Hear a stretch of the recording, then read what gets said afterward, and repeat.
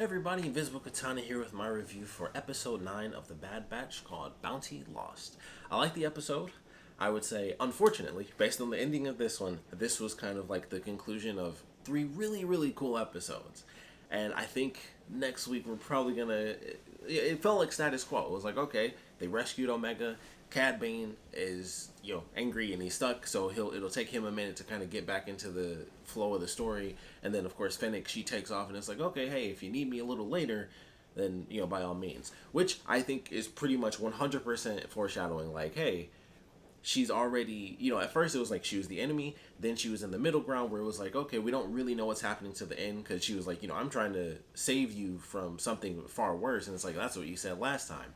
So it was like, okay, there's something weird happening here, and then they kind of reveal it at the end that the Prime Minister, of course, he wants Omega, and he's like, get the sample you need, then she's dead. He sends whoever that woman was, who is dead now, and of course, Omega's basically her surrogate mother was like, well, I want her alive instead. So she hired Fennec again, and we find out that now she's basically on the side of good when you really think about it. So she's totally coming back later, and she'll be one of the good guys. She'll probably end up having to help them with Cad Bane, because Cad Bane is super cool, even though he did get beat up quite a bit in this episode. This was one of the few times I feel like we've actually seen him even kind of on even footing with someone who's just another bounty hunter. So, and I actually enjoyed that. I thought it was cool. It was like, they showed that the main reason she kept getting the upper hand was because, of course, she's more of a hand-to-hand fighter. And I loved the planet, by the way, wherever they were. I forgot what it was. But, of course, it made me think of Cloud City. I loved all the fog and stuff, and they definitely utilized that pretty well. So, she kept getting this drop on him, and I was like, that's why he keeps losing, because he doesn't, it's not like the classic, sort of Western style, like whenever they put him in that mode where it's like, he had that one moment where it's like, he could have shot her, and then it was like, or you can just give me the money, I give you the girl, no big deal. I really just want what I'm owed. And unfortunately, I don't remember the name of the droid, even though he said it twice, but the Seth Green droid, he comes in, and I'm like, dang, this is one of those weird situations where had it played out, it would have just ended, and then the extra little element from, kind of outside the conversation is kind of what screwed it all up. Could have gone wrong anyway, because they're two bounty hunters, and I'm sure neither of them trusted each other anyway. But of course, that ends up going haywire, and then it's just like absolute chaos. It's only 2 people, which is the funny thing. It's just 2 bounty hunters, and I feel like they did so much stuff in this episode. Like, they were doing hand-to-hand combat. He whipped out 2 flamethrowers, which he probably should have used a lot earlier in the episode, like that. And the jet boots, I was like, okay, that makes sense as an emergency thing, because I doubt there's, like, a lot of fuel in those. But I was like, I feel like the flamethrower bits, especially considering I had 2, when they were doing the whole hand-to-hand thing, and she's, like, flipping his arm around and stuff, like, when he flipped her, and clearly she's forced him to lose the money and she's trying to stop him, you think he would have just flipped her, and it's like, well, now that you're on the ground, I could just roast. I mean, granted, he'd be super close to the flames if he did that, but there were a couple moments after he used the flamethrower, I was like, he's got dual flamethrowers, and he's doing that now. Like, he should have been doing that like way later. Probably like when she threw the like little bolo thing and knocked his gun out of his hand, the first thing I'm doing is like, well, she's gonna run up on me, boom, stop.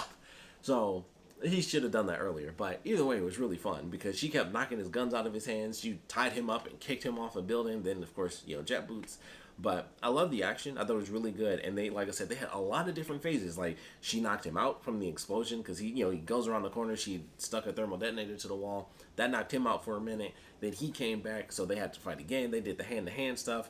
Then, of course, the final little bit of it, her tying him up and kicking him off the thing. But it was really cool. And like I said, the whole flamethrower bit, and I was like, that was super cool. Didn't know we had that. I think that's new, and so are the jet boots. I don't think we've at least seen him use that stuff before, so I don't think he ever had those things back in Clone Wars. But it was super fun to watch. I mean, he did kind of get beat up quite a bit, and it was just back and forth, and he definitely lost out, and that sucks for him. But I like the way it was handled, and of course, him wanting his money, he's either going to go after her or he's just going to go after Omega. And it will probably be a little bit easier to end up finding them again. So it'll be interesting to see how it plays out. Like I said, with him, his ship being messed up, he'll be out of the story for a little bit. Fennec will come back later to help them out, and she'll be like a full-on hero at that point because she's just working to save Omega, so she'll be aligned with the good guys. So I was like, okay, I like the way they're handling that, where they transition her into this realm of being, at least within this story, a hero. And we'll see what happens with the whole Book of Boba Fett thing and how they play them and how good good they are, I guess, heroes or not heroes or whatever they're going to end up being as far as, the Book of Boba Fett. But I like the way that was handled. I thought it was a pretty interesting way to kind of take her story and be like, okay, she's gonna come back. She's gonna have kind of like a part 3 moment for her story arc within the series, and it's gonna be that she's aligned with the heroes. Cad Bane will always end up being against the good guys because he's just a good bounty hunter. So he never gets hired by the good guys. So I'm excited to see that happen. I think it's pretty obvious it'll happen. It'll probably be once again a couple more episodes before they bring them back around, but it seemed like this going back into a bit of the status quo. I'm hoping things are really entertaining for next week's episode. That's the one thing I'm worried about because I've loved these last 3. This one, not as much. The last one literally had the Cad Bane reveal, and it was very tense. So it was like, you had the inhibitor chip episode where they removed the chips, and it was like, okay, that was really fun to watch, but it was also kind of what we expected. Wrecker's about to get cured. Right as he's about to get cured, that's when things go bad. And it was a dramatic moment, but everything was solved, and it was like, that's kind of what I figured was going to happen from the beginning. It was like, they're probably going to do it where right when they have the solution, that's when things get really bad. Exactly what happened, and everything worked out fine, so it was good. The last episode was just absolutely insane. Excuse me, where they're just doing things left and right. Like, all right, we have to do this. They're dealing with Crosshair, who knows all their tricks. It was just fun. And then an epic reveal with Cad Bane. And then this one felt more like a normal episode where, and honestly, oddly enough, it might just be due to the fact that they went to a different planet and it was daytime on that planet. Like, the fact that they were on the planet and it was night during, like, the whole last episode, something about that made it a little bit different. Plus, the graveyard setting, even though this was definitely a weird cloning graveyard, I don't know, I forgot what planet they were on, but I was like, this is weird. Like, they go in and it's completely abandoned and there's just, like, fog everywhere. And I was like, I love the aesthetic of the actual, I was about to say level, but it's not a video game, but the planet and kind of the areas that they use. And I thought it was pretty cool. And they go into, a cloning facility and, one of the things breaks open, which gave me like some really weird Resident Evil vibes. I was like, man, that just makes me think of the Tyrant. If you don't know what that is, I'm sorry, that was a pointless reference, but I was just like, for some reason, I was just like, this gave me Resident Evil vibes. But I liked that whole moment, and I was like, oh, this is interesting. It's like failed cloning issues that they've done in the past, which they were cloning themselves, which I thought was really interesting because it seems like what they typically do is clone others. Technically, we've only seen them clone Boba Fett or Jango Fett. I always say Boba, but we've only seen them really clone Jango Fett, and then there's some more modern stuff, I guess, if you're going with the Mandalorian. But I was like, okay, it's interesting to see that they've worked with different species and cloning, including their own species. And I was like, okay, I like this weird, creepy, abandoned cloning facility. So I thought that was cool. The one big thing out of this episode was actually the reveal of exactly who Omega is. And unfortunately, I didn't find it that crazy. I was just like, oh, okay, that's an answer, I guess. And obviously, in my head, I was like, I really hope it's, I just love the Mandalorian stuff is my favorite in Star Wars. So of course I wanted it to be Satine. I was like, that's the only person that I could think of that she even looked like. And then they reveal in this episode, I was like, that's not the case. She's actually just another clone of Jango Fett. And that's really it. They were just like, hold on a second, girl. And that was it. That's literally it. She's just a clone of Jango Fett. The only difference is that she's like Boba Fett, where she's a clone of him, of Jango, but she does not have the accelerated aging and stuff like that. She does have the skills, which we clearly saw in episode 1 with like the crazy crack shot deal. They do have those almost like innate abilities pretty much automatically because of Jango Fett and the skills that he has and how they utilize the genetic cloning. So it's kind of inherently within them, and they just have to kind of train it to bring it out full force. But it is within them when they have like that crazy focus. And it was just like, okay, it's super cool. Boba Fett officially has a sister. That is now canon. I like that idea. I feel like they almost have to bring him into the series now. I don't think technically it does or does not matter, depending on how things end up playing out. Going forward as far as everything really, 'cause, Clone Wars stuff, actual comic books. Who the F knows when we should even expect another Star Wars movie. But it was interesting. I was just like, okay, that's a huge deal going forward. But as far as like a reveal of this, I was just like, oh, that's kind of cool. But it's not like a holy crap moment to me. Not yet, at least. Like overall, it could be. Who knows what's going to happen next. But as like a singular reveal, I was like, huh. That was on the same level of the stuff that I literally already knew. Like, oh crap, that was Rex. Like, yeah, I knew who that was. That's not that big of a deal. So it was one of those weird things where I'm just like, I feel about as excited for this actual reveal as those reveals, where I was just like, we already knew who that. Most of the people watching this probably knew who that was, but it was just one of those things. And it's just like, oh, they do like these weird little teases. Like I said before, where it was like they make it seem like there are more elements at play, and then they just reveal like, no, it was actually just the thing you expected it to be. We just kind of teased you that it wasn't, and then it's like, well, when you tease me, it's something more than what probably everyone would have expected, and then you're just like, nah, it's what you thought it was, but we tricked you into thinking that. It's just like, it's still just what I expected, which means it's not that epic. And this I didn't even expect, and it was just like, okay, it's a reveal. So I would love to know your thoughts on that one, because I was just like, I'm not blown away by this. It's definitely like a reveal, but it wasn't like a holy crap moment. It was just like, oh, that's interesting. I didn't think it was gonna be, they just modified a clone to become a woman, and that was literally it. And I was hoping that it was gonna be more. Even if it was a brand new character, I would have loved it. I'm like, who is, what are this person's abilities? What do, why did they choose them to be, a subject for cloning?